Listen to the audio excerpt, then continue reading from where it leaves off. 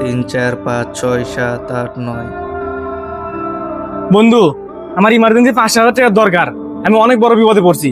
দেখ, আমার কাছে টাকা তো আছে, প্রায় 10,000 টাকার মতো ক্যাশ আছে, কিন্তু 7 দিন পর আমার আবার টাকার দরকার খুব। আমার আবার ডিপিএস আছে। বন্ধু, সমস্যা নাই, আমার ইমার্জেন্সি দরকার পড়ে গেছে। আমি তোকে 7 দিন নয় 3 দিনের মধ্যে টাকা দিয়ে দেবো। আমি একদম শেষ পর্যায়ে এসে তোর কাছে আসছি।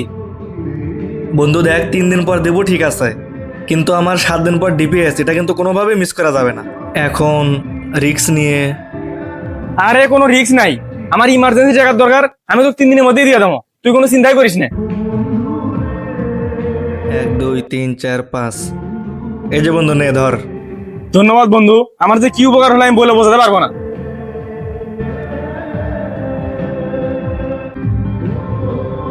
উপকার তো করি, এখন সময় মতো টাকাটা পাইলেই হলো।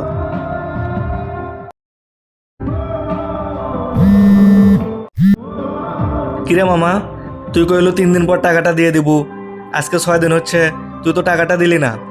আমার তো কালকে আবার ডিপিএস আছে। আরে মামা, টাকাটা তো দিতাম, কিন্তু যে জায়গা থেকে টাকাটা আসার কথা সেই টাকাটা এখনো পাইনি।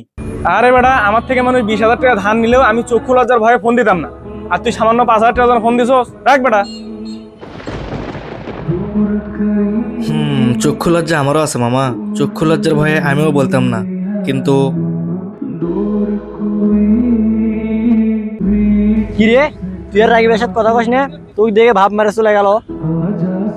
আসলে হয়েছে কি, ওরে 5,000 টাকা ধার দিছিলাম, এই জন্যই ভাব দেখে চলে গেল। একটা কথা আছে না, তুমি কাউকে সেই টাকাটায় ধার দাও যে টাকাটার মায়া তুমি একবারে ত্যাগ করতে পারবা। ভুলেও যদি একবার তুই এই ধারের টাকাটা চেয়ে বসিস না, তাহলে তোর টাকা তো যাবে যাবেই, তার সাথে বন্ধুত্বও। টাকা যেমন ভালো তেমন খারাপ, টাকা আপন মানুষের মধ্যে সম্পর্ক নষ্ট করে দেয়।